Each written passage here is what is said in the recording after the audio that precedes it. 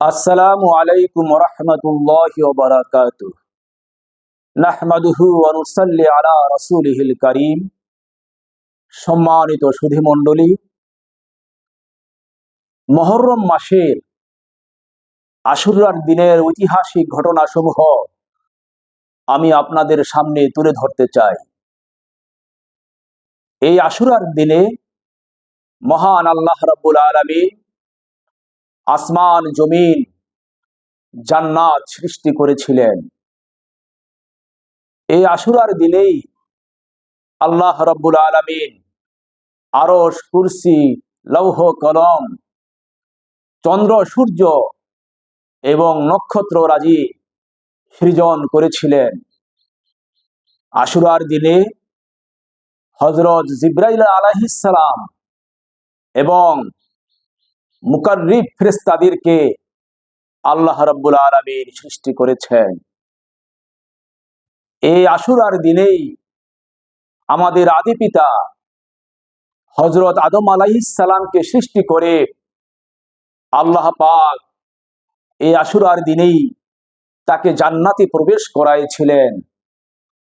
এরপরে জান্নাত থেকে যখন বের করে দুনিয়াতে প্রেরণ করলেন, দুনিয়াতে এসে হযরত আদম আলাইহিস সালাম 350 বছর কান্নাকাটি করার পরে আল্লাহ পাক তার তওবা কবুল করেছিলেন এই আশুরার দিনে। হযরত ইদ্রিস আলাইহিস সালামকে এই আশুরার দিনে আল্লাহ রাব্বুল আলামিন উচ্চ মর্যাদা দান করেছিলেন। হযরত নূহ আলাইহিস সালামের সেই মহাপ্লাবনে তার অনুসারীদেরকে, হযরত নূহ আলাইহিস সালামকে এবং তার জাহাজকে নিষ্কৃতি দিয়েছিলেন মহাপ্লাবন থেকে এই আশুরার দিনে। হযরত ইব্রাহিম আলাইহিস সালামের জন্ম হয়েছিল এই মুহররম মাসের আশুরার দিনে এবং নমরুদের ওই কঠিন অগ্নিকুণ্ড থেকে আল্লাহ রাব্বুল আলামিন হযরত ইব্রাহিম আলাইহিস সালামকে মুক্তি দিয়েছিলেন এই আশুরার দিনে। হযরত ইয়াকুব আলাইহিস সালামের নিকট তার পুত্র ইউসুফ আলাইহিস সালামকে ফিরিয়ে দিয়েছিলেন আল্লাহ রাব্বুল আলামিন আশুরার দিনে। হযরত দাউদ আলাইহিস সালামের তওবা কবুল করেছিলেন আল্লাহ রাব্বুল আলামিন এই আশুরার দিনে। হযরত ঈসা আলাইহিস সালামের জন্ম হয়েছিল মুহররমের এই আশুরার দিনে এবং মাটির পৃথিবী থেকে হযরত ঈসা আলাইহিস সালামকে আল্লাহ রাব্বুল আলামিন আসমানে তুলে নিয়েছিলেন এই আশুরার দিনে। এই আশুরার দিন আরো অনেক ঐতিহাসিক কারণে মাশহুর, বিখ্যাত হয়ে আছে। মুহররম মাসের এই আশুরার দিনেই আল্লাহ রাব্বুল আলামিন আসমান থেকে রহমতের বৃষ্টি বর্ষণ করেছিলেন।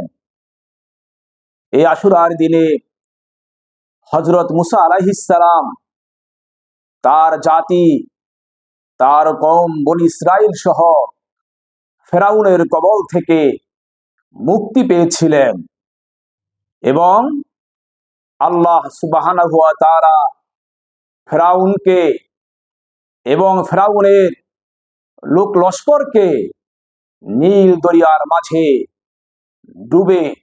ডুবায়ে মেরেছিলেন। এই আশুরার দিনেই হযরত সুলাইমান আলাইহিস সালাম তার মহান রাজত্ব আল্লাহর পক্ষ থেকে পেয়েছিলেন।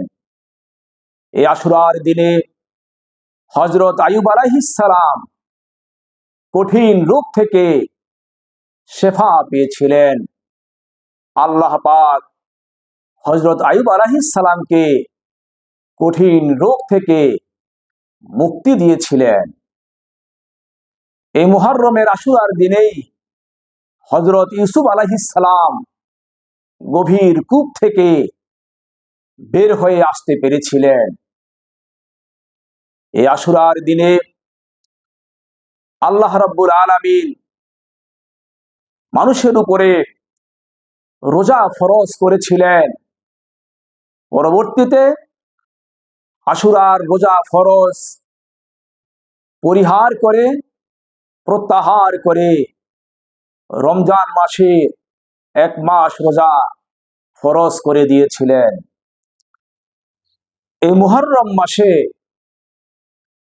হিজরি 61 সনে এই আশুরার দিনে সাইয়্যিদুল মুরসালিন আশরাফুল আম্বিয়া আমাদের প্রিয় নবী হযরত মুহাম্মদ সাল্লাল্লাহু আলাইহি ওয়াসাল্লামের দৌহিত্র অর্থাৎ তার নাতি মা ফাতেমাতুজ জাহরার কলিজার টুকরো সন্তান, যিনি জান্নাতে যুবকদের সরদার হযরত ইমাম হুসাইন রাদিয়াল্লাহু তাআলা আনহু,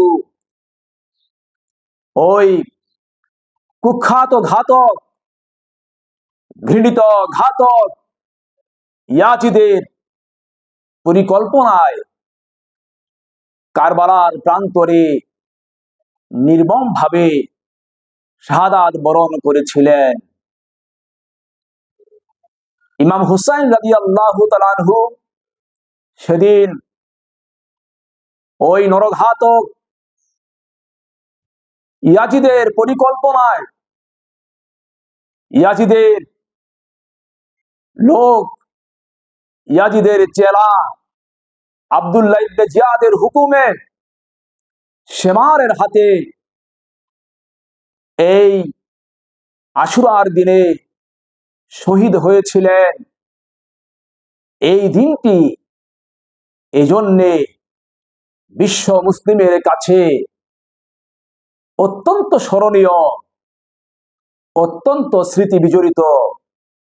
এই দিনটি আসার আগেই যাদের অন্তরে নবী সাল্লাল্লাহু আলাইহি ওয়াসাল্লামের প্রেম রয়েছে, ভালোবাসা রয়েছে, মহব্বত রয়েছে, আহলে বায়াতের মহব্বত রয়েছে, ভালোবাসা প্রেম রয়েছে, ইমাম হুসাইন রাদিয়াল্লাহু তাআলা আনহুর প্রতি গভীর প্রেম ভালোবাসা মহব্বত রয়েছে, তারা স্থির থাকতে পারে না।